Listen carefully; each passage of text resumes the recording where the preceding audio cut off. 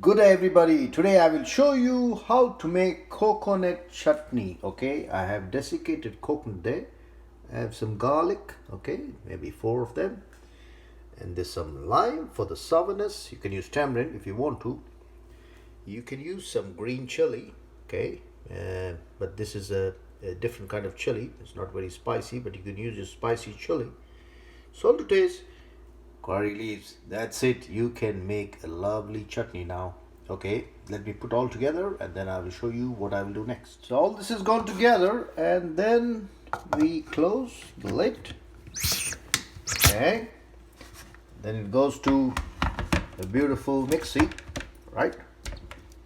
And then we will make a bit of water.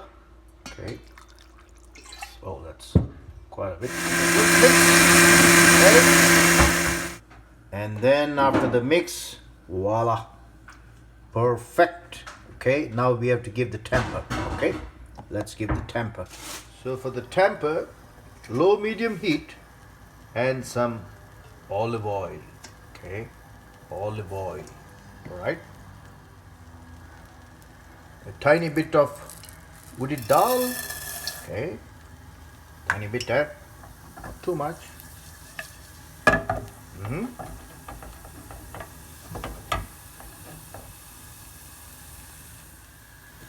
Remember, low medium heat, and when it turns brown, there you go, curry leaves. Aha.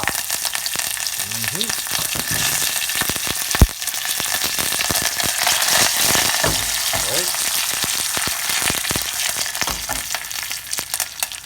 And then you put your coconut chutney. Okay.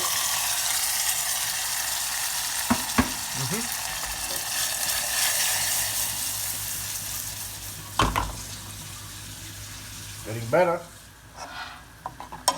And finally, this beautiful coconut chutney is lovely, ready to eat. Eat it with some nice goli bhajis.